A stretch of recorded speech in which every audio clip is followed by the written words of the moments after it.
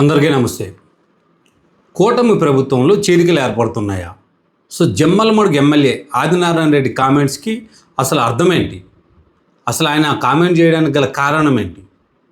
ఒకసారి వివరంగా మనం చూసుకున్నట్టయితే కూటమి ప్రభుత్వంలో ఉన్నటువంటి BJP party MLA Jammalamadugu Adinarayana Reddy గారు జమ్మలమడుగు నియోజకవర్గానికి సరైన నిధులు రావట్లేదు, లేదా కూటమి ప్రభుత్వంలో మనము సరైన నిధులు నేను తెచ్చుకోలేకపోతున్నాను, అలాంటి పరిస్థితుల్లో నేను ఎమ్మెల్యేగా ఉండడం ఎందుకు, నేను రాజీనామా చేస్తాను అనే అంశాన్ని ఆయన గత కొద్ది రోజుల కిందట ప్రస్తావించారు. అదే ఎమ్మెల్యే గతంలో కూటమి ప్రభుత్వాన్ని పొగుడుతూ కూడా కొన్ని విషయాలు చెప్పడం జరిగింది. మరి ఇప్పుడు ఎమ్మెల్యే చెప్తున్నట్టుగా నిజంగానే నియోజకవర్గ డెవలప్మెంట్గా నిధులు రావట్లేదా, లేదా సొంత పనులు చేసుకోలేకపోతున్నారా? కూటమి ప్రభుత్వంలో తన పనులు చేసుకోలేకపోతున్నాను అనే అంశాన్ని ఆయన ప్రస్తావించినప్పుడు ఆయన చెప్తున్న అంశాన్ని ఏ కోణంలో మనం చూడొచ్చు? లేదా ఎవరైనా వెనక నుండి కొంతమంది శక్తులు ఇప్పుడు ఆంధ్రప్రదేశ్ రాజకీయాల్లో చాలా తీవ్రంగా ఉన్నాయి. ఆంధ్రప్రదేశ్ రాజకీయాల్లో ప్రతిరోజు కూడా ఏదో ఒక టాపిక్ జరుగుతూనే ఉంది. ఎగ్జాంపుల్గా చూసుకున్నట్టయితే మొన్న శాశ్వత రాజధానిగా అమరావతిని ప్రకటించినప్పుడు మన మాజీ ముఖ్యమంత్రి ఆయన ప్రెస్ మీట్ పెడుతూ మావిగన్ అనే ఒక రాజధానిని తీసుకురండి, మావిగన్ అనేది ఒక ప్లాన్ బీగా మీరు పెట్టుకోండి అని చెప్పంటే అప్పటి నుంచి వైసీపీకి సంబంధించిన కార్యకర్తలు కానీ నాయకులు కానీ అందరూ దాని మీద స్టాండ్ తీసుకొని ఆ విషయమైన పదే పదే ప్రస్తావించడం, అటు సోషల్ మీడియాలో కానీ ఇటు వాళ్ళకి సంబంధించినటువంటి కొన్ని ఛానల్లో కానీ ఆ విషయం గురించి డిస్కషన్ చేయడం అనేది జరుగుతూ ఉంది. ఆర్కే గారు కూడా దాని మీద కొన్ని కామెంట్ చేయడం, ఆ కామెంట్స్ మీద కూడా తీవ్రమైన విమర్శలు జరుగుతూ ఉన్నాయి.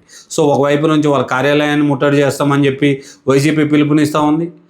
ఇలాంటి సందర్భాల్లో ఇలాంటి పరిణామాల మధ్య ఎమ్మెల్యే ఆదినారాయణ రెడ్డి గారి కామెంట్స్ని ఏ కోణంలో మనం చూడాలి? కూటమిలో చీలికలు తెచ్చే ప్రయత్నం ఆయన చేస్తున్నారా, లేదా నిజంగానే ఆయన నియోజకవర్గ డెవలప్మెంట్ కోసం నిధులు రావట్లేదు? ఎందుకంటే ఒక్కసారి మనము ఈ బీజేపీ రాజకీయం ఆంధ్రప్రదేశ్లో ఎలా ఉంది అని చూసుకుంటే, విభజన జరిగిన తర్వాత నుంచి 2014లో అప్పుడు కూడా కూటమే ఏర్పాటు జరిగింది. కూటమిలో పవన్ కళ్యాణ్ గారు అప్పుడు ఉన్నప్పటికీ ఆయన పోటీ చేయలేదు. జనసేన పార్టీ ఒక్క సీటు కూడా ఎక్కడ పోటీ చేయలేదు. అప్పుడు బీజేపీ పార్టీ కొన్ని సీట్లు గెలుచుకుంది.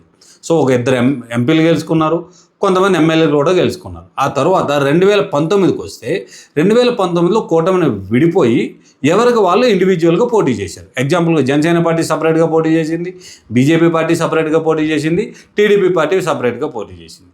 అలాంటి పరిణామాల మధ్యన బీజేపీ పార్టీకి ఒక 1% ఓటింగ్ పర్సంటేజ్ మాత్రమే వచ్చింది తప్ప ఎక్కడ ఏ ఒక్క సీటు కూడా గెలుచుకునే దాఖలాలు అయితే లేవు. అలాంటి జనసేన పార్టీ కూడా ఎక్కడ గెలవలేదా అని అంటే ఒక సీటు మాత్రం జనసేన పార్టీ గెలిచింది కదా. రాజోలు ఎమ్మెల్యే అనేది ఆయన ఒక సీట్ అయితే జనసేన పార్టీ గెలిచింది, కానీ బీజేపీకి ఆ ఒక్క స్థానం కూడా దక్కలేదు. మళ్ళీ 2024లో మళ్ళీ కూటమిని జతగట్టారు.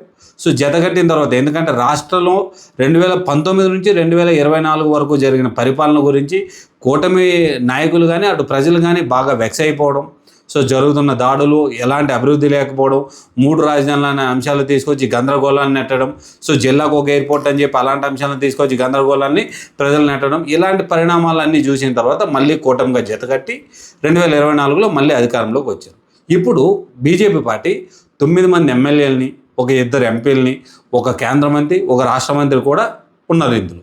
అయితే ఇప్పుడు జమ్మలమడుగు ఆదినారాయణ రెడ్డి గారు కూడా సీనియర్ పొలిటీషియనే. మరి ఆయనకి మంత్రి స్థానంలో చోటు దక్కలేదని భావించి ఎలాంటి నిర్ణయం తీసుకున్నారా, లేదా నిజంగానే నియోజకవర్గ అభివృద్ధి కోసం ఫండ్స్ దొరకట్లేదా? ఏ కోణంలో దీన్ని మనం చూడాలి? ప్రస్తుత పరిస్థితిలో ఏదైతే రాజకీయాలు ఆంధ్రప్రదేశ్లో తిరుగుతున్న పరిణామం చూస్తే ఇవి చీలికలు మొదలు పెట్టడానికి మొదటి మెట్టుగా కనిపిస్తూ ఉంది.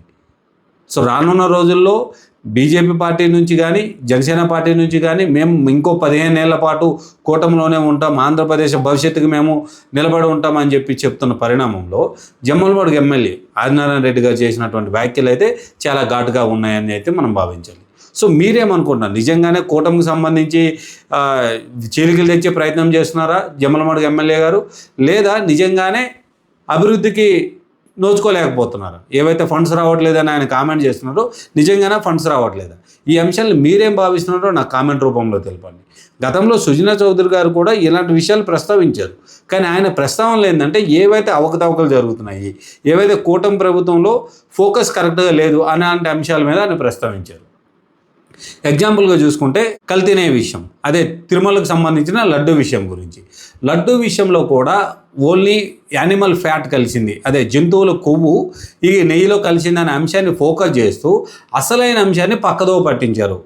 సో ఈ అసలైన అంశం ఏంటి అంటే ఈ నెయ్యి సంబంధించినటువంటి 235 కోట్ల స్కామ్ జరిగింది. ఆ స్కామ్ని మనం ప్రాపర్గా జనాలకి చెప్పలేకపోయాము.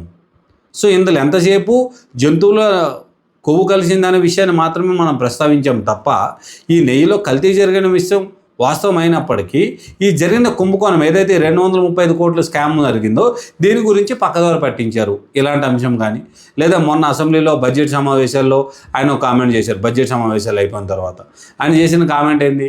సో ఏదైతే బడ్జెట్ ఉందో ఈ బడ్జెట్లో కేంద్ర ప్రభుత్వం 30% ఇస్తుంది, మన రాష్ట్రానికి సంబంధించినటువంటి ఆదాయం 30% ఉంటుంది, అలానే 40%ని మళ్ళీ అప్పులుగా తీసుకొచ్చి రాష్ట్ర అభివృద్ధి చేస్తారు. సో ఇలాంటి కార్యక్రమాలు సొంత ఆదాయాన్ని మనం పెంచుకునే విషయం కానీ అమరావతి రాజధానిగా ఎస్టాబ్లిష్ అవుతున్న పరిణామాల్లో ఇన్కమ్ పెంచడం అనేది కొంచెం టాస్కే అయినప్పటికీ ప్రయత్నాలు జరుగుతూ ఉంటాయి. ఎందుకంటే రాజధాని ఒక్కటే కాదు కదా, రాష్ట్ర పరిపాలన అనేటప్పుడు ఇవన్నీ అన్ని కోణాల్లో కూడా ప్రయత్నాలు జరుగుతూ ఉంటాయి. సుజనా చౌదరి గారు చేసినటువంటి కామెంట్స్ ఉన్నాయి. ఇలాంటి కామెంట్స్ని ప్రభుత్వం తీసుకొని వీటిని ఎలా సరిచేయాలి లేదా ఎలా ముందుకెళ్ళాలి అనే అంశాలు అయితే బాగానే ఉంటాయి. కానీ అదే బీజేపీ పార్టీకి చెందినటువంటి ఆదినారాయణ రెడ్డి గారు చేసిన కామెంట్లు మాత్రం ఖచ్చితంగా చర్చాంశనీయంగానే మారాయి. సో ఇప్పుడు ఆయన ఉద్దేశం ఏంటి? కూటమిలో చీల్చికలు తెచ్చే ప్రయత్నమే చేస్తున్నారా, లేదా నిజంగానే నియోజకవర్గానికి నిధులు రావట్లేదా, లేదా మరో కోణంలో ఆలోచించినప్పుడు సొంత పనులు జరగట్లేదనే అంశాన్ని కూడా తెర మీదకి వస్తూ ఉంది. సో మీరేం భావిస్తున్నారో ఈ అంశాన్ని నాకు కామెంట్ రూపంలో చెప్పండి.